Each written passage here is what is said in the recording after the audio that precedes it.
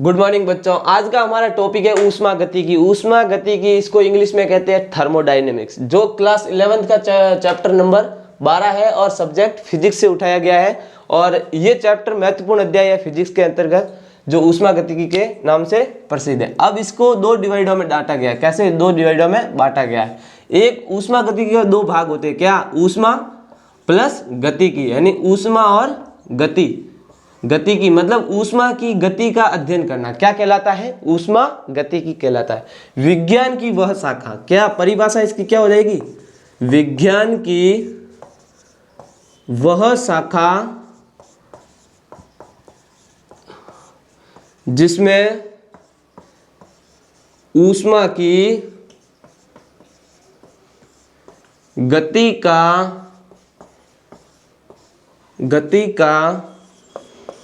अध्ययन करना, ऊष्मा की गति का अध्ययन करना, अर्थात ताप, दाब, आयतन और ऊष्मा का अध्ययन करना। तो ये बच्चा होती है ऊष्मा गतिकी की परिभाषा। क्या होती है ऊष्मा गतिकी की परिभाषा? क्या होती है? विज्ञान की वह शाखा जिसके अंतर्गत ऊष्मा की गति का अध्ययन करना, अर्थात ताप, दाब, आयतन और ऊष्मा या ऊर्जा के रूप में अध्ययन करना, क्या कहलाता है? ऊष्मा गतिकी। इसकी अथवा करके बच्चा एक और परिभाषा होती है जो इसके शॉर्ट शब्दों में लिखी गई है, जो मैं आपको अभी लिखवा रहा हूं, तो वो चलेगी। उसकी भी परिभाषा इसी प्रकार से, विज्ञान की वह शाखा जिसके अंतर्गत ऊष्मा को ऊर्जा के रूप में, किसके रूप में बच्चों? ऊष्मा को ऊर्जा के रूप में परिवर्तन कर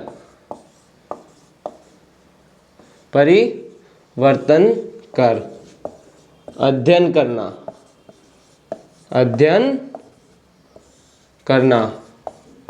क्या कहलाता है? ऊष्मा गतिकी कहलाता है। ऊष्मा गतिकी कहलाता है। तो ये इसी प्रकार से हम ऊष्मा गतिकी चैप्टर के जो हेडिंग है उसकी परिभाषा हम इसी प्रकार से देंगे। जैसे देखो, ये बिंदु क्या है? ए बिंदु है। ये बिंदु क्या है? बी बिंदु है। अब इस बिंदु से इस बिंदु के हम जाएंगे तो इसको मैंने हीट दी, क्या? Q1। इसी प्रकार से मैं इसका और रास्ता एक और इधर से भी हम जा सकते हैं, तो इसको हमने हीट क्या दे दी? Q2। Q को किससे दर्शाते हैं? ये Q ऊष्मा को दर्शाता है। और एक मैंने ऐसे करके ये इधर से जा रहा हूं तो भी इसको हीट क्या दी? Q3। तो अलग अलग प्रकार से जा सकते हैं। इसी प्रकार से हम ऊष्मा को दर्शा सकते हैं चित्र के माध्यम से। मतलब ऊष्मा की गति का अध्ययन हो रहा है। किसका अध्ययन हो रहा है? गति का अध्ययन हो रहा है। अब हम आगे चलेंगे, जो हेडिंग आएगी, जो मेन हेडिंग आएगी, अब आएगी ऊष्मा गतिक निकाय।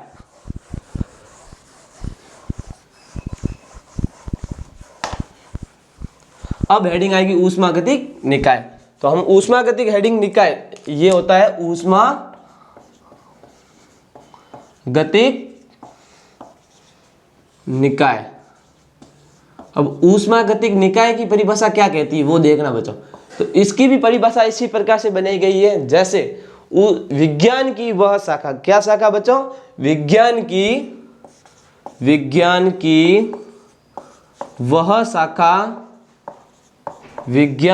वह शाखा जिसके अंतर्गत, या फिर लिख दो जिसमें ऊष्मा गतिकी का, विज्ञान की वह शाखा जिसके अंतर्गत किसका बच्चों? ऊष्मा गतिकी का अध्ययन किया जाता है। ऊष्मा गतिकी का अध्ययन किया जाता है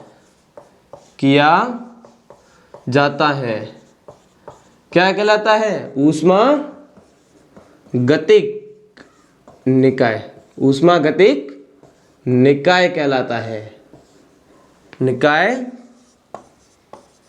कहलाता है। अब ये ऊष्मागतिक निकाय हो गया। इसी प्रकार से अब हम देखेंगे निकाय। निकाय कितने प्रकार का होता है? निकाय बोलो यानी तंत्र, एक प्रकार का तंत्र। तंत्र बोलने से पहले हम एक परिभाषा और जान लेंगे जिसको हम क्या कहते हैं? परिवेश। क्या कहते हैं? परिवेश। परिवेश। परिवेश की परिभाषा, किसकी परिभाषा बच्चों? परिवेश। अब परिवेश की परिभाषा क्या होती है? परिवेश वो होता है, जैसे मैंने कोई एग्जांपल ले लिया, क्या? जैसे मैंने ये क्या ले लिया, ये कोई मैंने एक निकाय ले लिया, क्या? ये एक प्रकार का क्या है? निकाय। कुछ भी हो सकता है, बीकर हो सकता है, पानी की बोतल हो सकती है, निकाय हो सकता है। इस निकाय का ये बाहर वाला भाग होता है, ये क्या होती है? सीमा। इस सीमा यानी ब्रह्मांड में, इसकी परिभाषा क्या हो जाएगी? ब्रह्मांड में निकाय को, निकाय से बच्चा शेष भाग क्या कहलाता है? परिवेश कहलाता है। ये बाहर वाला सभी भाग क्या कहला जाएगा? परिवेश। तो इसकी परिभाषा भी इसी प्रकार से होगी। जैसे कि इसकी परिभाषा हम क्या लिखेंगे? ब्रह्मांड में, किसमें? ब्रह्मांड में। ब्रह्मांड में निकाय, परिवेश की परिभाषा क्या हो जाएगी? ब्रह्मांड में। ब्रह्मांड में निकाय, या फिर लिख सकते हो निकाय या तंत्र। क्या? तंत्र, इंग्लिश में बोलते हैं सिस्टम। ब्रह्मांड में निकाय या तंत्र से शेष बच्चा भाग, शेष बच्चा भाग क्या कहलाता है बच्चों? शेष बच्चा भाग परिवेश कहलाता है। परिवेश, परिवेश कहलाता है।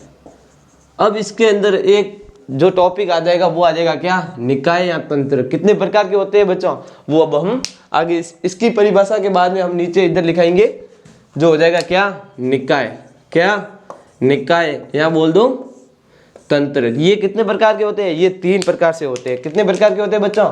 3 प्रकार के। एक होता है जो कि होता है खुला निकाय। कैसा निकाय बच्चों?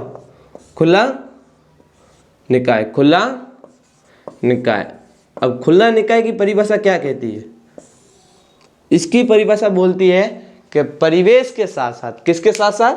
परिवेश के साथ साथ, परिवेश, परिवेश के साथ साथ, किसके साथ साथ? परिवेश के साथ साथ,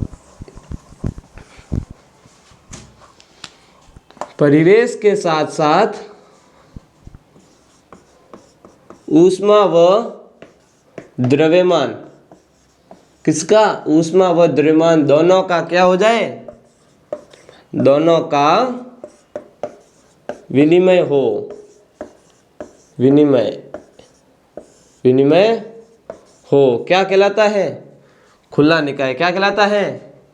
ओपन सिस्टम। क्या कहलाता है? Open, open system. Open system कहलाता है।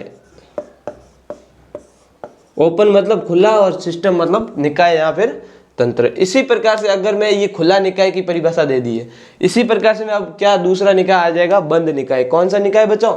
ये ऊष्मागतिकी का निकाय का पहला खुला निकाय है। इसकी परिभाषा इसी प्रकार से आपको लिखना है। और दूसरा क्या हो जाएगा? अब मैं थोड़ा सा चेंजेज हो जाएगा। क्या? इस यहाँ पे क्या आ जाएगा? बंद निकाय। कौन सा निकाय?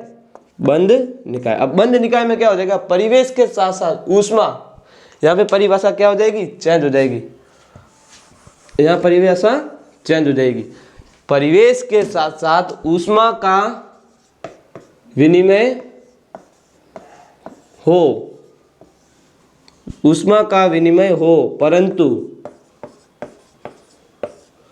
द्रव्यमान, द्रव्यमान का विनिमय नहीं हो, न हो, उसे बंद निकाय कहते हैं। क्या कहते हैं बच्चों? बंद निकाय। बंद निकाय कहते हैं। तो ये बंद निकाय की परिभाषा हो गई। जैसे मैंने अभी बताया था पहला क्या? खुला निकाय। कौन सा निकाय? खुला निकाय। खुला निकाय की परिभाषा तो हमने बता दी, लेकिन एक एग्जाम्पल लिखना था वो हम भूल गए, अभी लिखा देते। तो खुले निकाय का एग्जाम्पल क्या हो जाएगा, जैसे ये क्या हो जाएगा, मेरे पास क्या है, खुला कोई पात्र है, इसके अंतर्गत मैंने क्या डाला, इस गर्म इस कोई जल डाला, इस जल को मैंने क्या दिया, नीचे से हीट दिया है, ऊष्मा दी है। ऊष्मा देने पर ये गर्म होने पर ये भाप बनकर उड़ जाएगा, क्योंकि इसके ऊपर ढक्कन नहीं है। ढक्कन नहीं होगा तो ये खुला निकाय के अंतर्गत आ जाएगा, ताकि भाप बन के द्रव्यमान में भी कमी हो जाएगी और फिर ऊष्मा देंगे तो ऊष्मा के साथ वो भाप बन के उड़ जाएगा। अब बंद निकाय, बंद निकाय का एग्जाम्पल क्या हो जाएगा, बंद निकाय का एग्जाम्पल क्या हो जाएगा, ये इसका क्या है एग्जाम्पल। और बंद निकाय का उदाहरण है, जैसे क्या है, किसमें, बोतल में पानी रखना, गर्म करके बोतल के अंदर पानी रखेंगे तो ना उसके क्या है, ऊष्मा तो विनिमय हो जाएगी, लेकिन उसका क्या द्रव्यमान में विनिमय नहीं होगा तो वो कैसा एग्जाम्पल हो जाएगा, बंद निकाय। बोतल में पानी रखना मतलब गर्म करके रख सकते हो, लेकिन उसके ऊष्मा में विनिमय हो जाएगा, ऊष्मा यानी धीरे धीरे वो ठंडा हो जाएगा, लेकिन उसके द्रव्यमान में विनिमय नहीं होगा, तो वो हो जाएगा बंद निकाय। अब तीसरा निकाय आ जाता है जिसका नाम है क्या, विलगित निकाय, आइसोलेटेड सिस्टम, इंग्लिश में बोलते हैं आइसोलेटेड सिस्टम। इसका नाम क्या हो जाएगा अब, विलगित निकाय।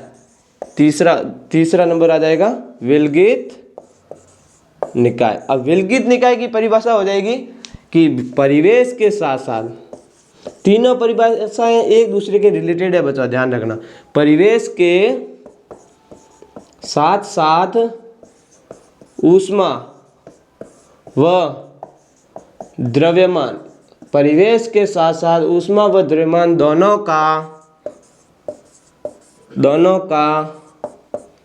विनिमय, परिवेश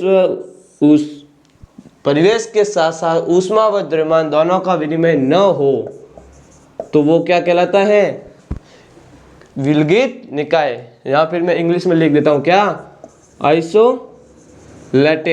आइसोलेटेड सिस्टम, SYSTM सिस्टम कहते हैं। ये इसकी परिभाषा हो गई। और इसका एग्जाम्पल एक होता है, जैसे हम कोई थर्मस के अंदर चाय गर्म करके रख देते हैं तो वो कई घंटों तक गर्म रहती है, ना तो उसके अंदर ऊष्मा बाहर निकल पाती है और न ही उसके द्रव्यमान में कमी आती है, तो हम क्या कहेंगे, इसका एक एग्जाम्पल क्या ले लेंगे, थर्मस। या फिर पानी का कैन भी हो सकता है, जहाँ पे ठंडा करके हम पानी रखते हैं तो वो गर्म नहीं हो पाता है, बहुत टाइम तक, लंबे समय तक पड़ा रहता है, तो उसको क्या कहते हैं, विलगित निकाय। वो विलगित निकाय का एग्जाम्पल हो जाएगा। इसी प्रकार से हमने ये अपनी आसान भाषाओं में लैंग्वेज लिखाई है। अब हम आगे चलेंगे, जो इस टॉपिक के अंतर्गत अब हम जाएंगे कृत कार्य। ऊष्मागतिक निकाय का क्या हो जाएगा, कृत कार्य। अब हेडिंग हो जाएगी जहां पर डेरिवेशन इस चैप्टर का स्टार्ट हो जाता है,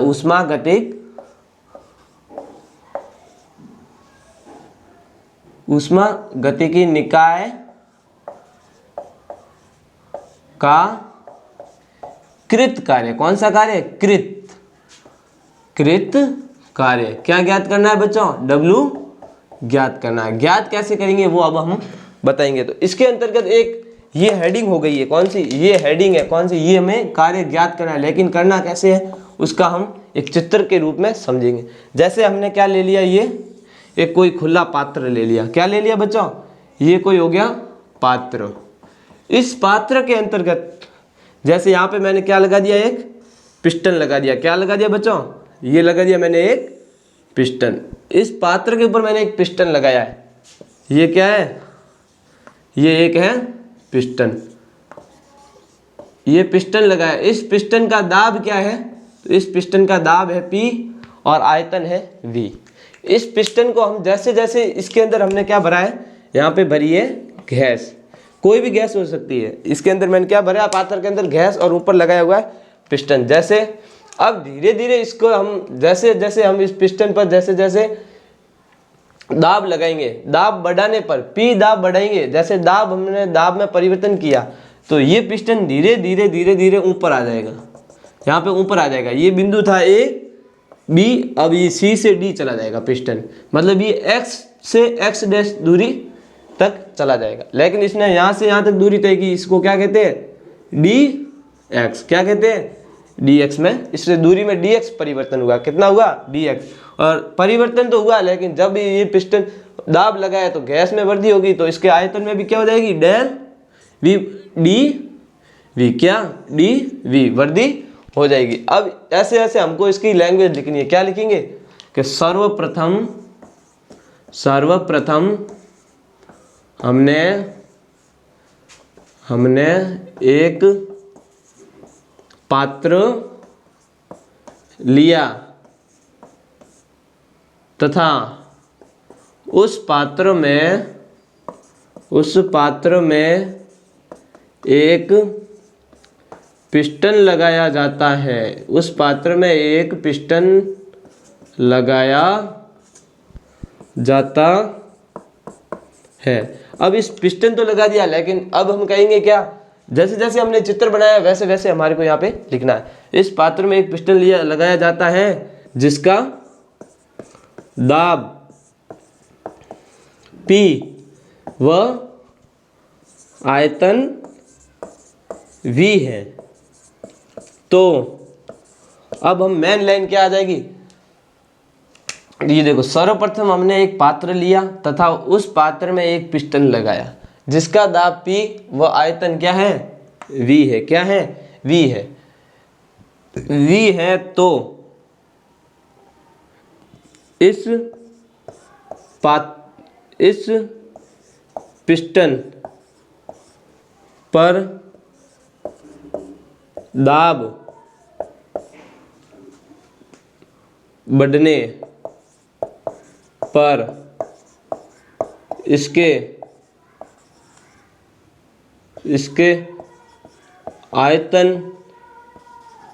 इसके आयतन दाब बढ़ने पर, ये थोड़ा गलत हो गया है, यहाँ पे लिखेंगे दाब बढ़ने पर विस्थापन डेल एक्स, यहाँ पे लिख दो डी एक्स। हमने यहाँ पे डी एक्स यूज किया तो डी एक्स लिख लेंगे, डी विस्थापन डी एक्स व आयतन डी वी हो जाता है।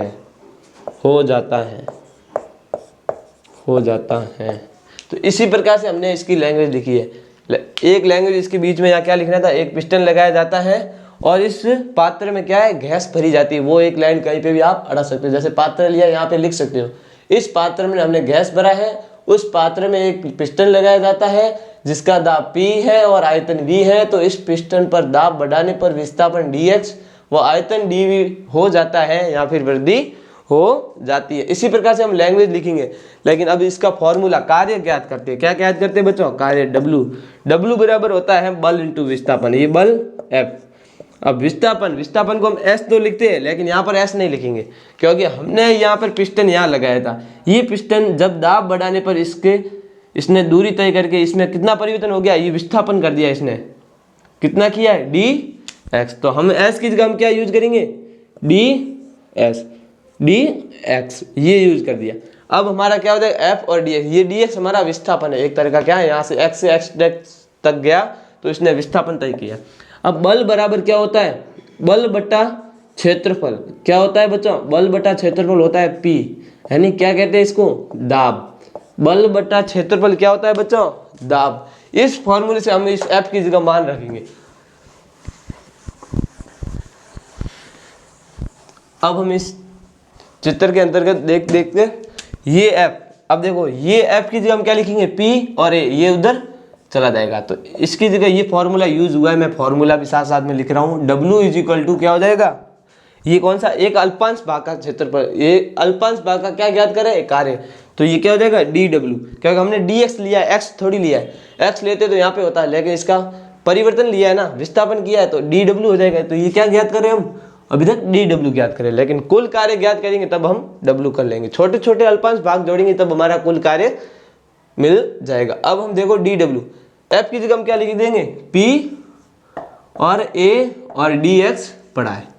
अब देखो ये ए क्षेत्रफल और ये क्या है dx, ये dx क्या है ऊंचाई है, इस पात्र में हमने क्या लिया ऊंचाई, तो हमारा क्या हो जाएगा ये ए है क्षेत्रफल, क्षेत्रफल क्या आ गया ए और गुणा ऊंचाई, ऊंचाई क्या आ गया हमारे पास dx, तो क्षेत्रफल गुणा ऊंचाई क्या हो जाता है आयतन, क्या हो जाता है आयतन, क्षेत्रफल गुणा ऊंचाई हो जाता है आयतन v। लेकिन हम यहाँ पे क्या है इसमें वृद्धि कितनी हुई है dv, तो हम dx लिया इसलिए हम क्या ले रहे हैं dv ले रहे हैं, dw इज इक्वल टू हो जाएगा p पढ़ा a और dx से क्या आ जाएगा dv। अब हमारा ये आ गया क्या p dv। अगर आप मानते हो तो ये भी इसका आंसर है, लेकिन अब कुल कार्य ज्ञात करेंगे, क्या करेंगे बच्चों इसका कुल कार्य ज्ञात करेंगे। तो अब कुल कार्य ज्ञात करने के लिए कुल कार्य ज्ञात करेंगे तो इसका क्या कर लेंगे समाकलन, क्या कर लेंगे इंटीग्रेशन करेंगे, मतलब dw समाकलन किसका dw का करेंगे, किसका करेंगे और सामने समाकलन कर देंगे किसका p dv का। लेकिन हम किसके सापेक्ष कर रहे हैं dv मतलब आयतन में वृद्धि हुई है, तो आयतन के सापेक्ष कर रहे हैं, तो यहाँ पे भी क्या लेंगे आयतन v, कहाँ से v1 से v2 ले लेंगे, क्या ले लेंगे v1 से v2, क्योंकि dv यानी आयतन में वृद्धि होने के कारण हम v के सापेक्ष कर रहे हैं, क्योंकि dv लिखा है, अगर dp लिखा हो तो p1 से p2 लेते, हमने v के सापेक्ष कर रहे हैं इसलिए क्या लिया है v1 से v2। अब dw यहाँ पर क्या है आगे कांस्टेंट एक, अब एक का समाकलन क्या हो जाएगा बच्चों एक का समाकलन हो जाएगा, जैसे x के सापेक्ष करते तो x आ जाता, v के सापेक्ष करते तो v आ जाता, अब हम किसके w के सापेक्ष कर रहे हैं तो यहाँ पे क्या आ जाएगा w, इसका समाकलन हो गया। अब सामने p कांस्टेंट है इसको बाहर ले लो, फिर अंदर क्या बचेगा 1 dv, क्या हो जाएगा एक का समाकलन और dv, समाकलन कहाँ से v1 से v2। ये बच्चों सीमा लगाना जरूरी है, इस सीमा के बता बिना तो आपका परिवर्तन कैसे हुआ, ये dv अंतर आया ना x डैश आया, जैसे तो v1 से v2 तक गया है, तो इसी प्रकार से हम क्या करेंगे w बराबर हो जाएगा क्या p तो बाहर पड़ा है, अब एक का समाकलन हो जाएगा, अभी v के सापेक्ष करेंगे तो क्या हो जाएगा v, dv के सापेक्ष करेंगे तो क्या आ जाएगा v। हमने यहाँ पे किसके सापेक्ष किया था dw के सापेक्ष किया था, तब क्या आया था w, अब v के सापेक्ष करेंगे एक का समाकलन तो हो जाएगा v, v1 से v2 Seema as it is पढ़ी है, w इज इक्वल हो जाएगा p एज इट इज पढ़ा है। अब एक बार इसमें v2 रख दो और एक बार v1 रख दो, पहले में ऊपर वाली सीमा होती है उच्च सीमा, तो ये v की जगह v2 रख दिया, फिर माइनस, फिर नीचे वाली निम्न सीमा लिखते हैं तो ये v1। तो ये बच्चों आपका फाइनली आंसर आता है कार्य, क्या कृत कार्य ऐसे ज्ञात करते हैं। अब समाकलन का इसके अंतर्गत किसी का डाउट होगा, ये फॉर्मूला कौन सा यूज हो रहा है, जो कि मैं अभी यहाँ पे लिख रहा हूँ, ये चित्र थोड़ा मिटा रहा हूँ। इसके अंतर्गत हमने समाकलन किया है इस फॉर्मूले से, जैसे मैंने समाकलन का क्या यूज किया है, जैसे dx का समाकलन हमेशा क्या हो जाएगा x, तो ये dx का समाकलन मतलब यहाँ पे क्या पड़ा है एक पड़ा है गुणा में, एक का समाकलन x होता है और x का अवकलन वापिस एक हो जाएगा। अगर हम करेंगे ना x का अवकलन d/dx, ये अवकलन और समाकलन के फॉर्मूले, और x का अवकलन वापिस क्या हो जाएगा एक, और एक का समाकलन क्या हो जाएगा x, ये दोनों एक दूसरे के उल्टे चलते हैं। और एक फॉर्मूला होता है जैसे कोई अचर पद क्या ले लिया कि कांस्टेंट है, इस कांस्टेंट का समाकलन, कांस्टेंट का अवकलन हो जाएगा 0। छोड़ो इसको, अभी फॉर्मूले अपनी जरूरत नहीं है, लेकिन ये फॉर्मूला अपन याद कर लेते हैं, x की पावर n का क्या कर लेते हैं समाकलन। इसका समाकलन कैसे हो जाएगा, अब इसका समाकलन देखना, ये फॉर्मूले मैं बता रहा हूँ कोई जो मैन कहीं पे यूज होंगे। x की पावर n का हो जाएगा x पढ़ा है, n पे क्या हो जाएगा n+1, n पढ़ा है और +1 ऊपर कर दो बटे में n+1, ये इसका क्या हो जाएगा समाकलन। अब अगर हम कहते हैं x की पावर n का क्या d/dx मतलब अवकलन, अगर अवकलन करते तो इसका क्या हो जाता, तो ये n है वो आगे आ जाता, मतलब n x और n में क्या है एक घट जाता। तो इसी प्रकार से हम अवकलन करते। तो आज का टॉपिक हमारा यहीं पे समाप्त होता है। कल हम आगे करेंगे ऊष्मागतिकी प्रक्रम, जो हम पढ़ेंगे समतापी, समदाबी, समायतनिक, रुद्धोष्म और चक्रीय, उत्क्रमणीय और अनुत्क्रमणीय, उसके बारे में आगे जानेंगे और उसके बारे में हम कार्य ज्ञात करेंगे। तो आज का टॉपिक हमारा यहीं समाप्त होता है। थैंक यू, धन्यवाद।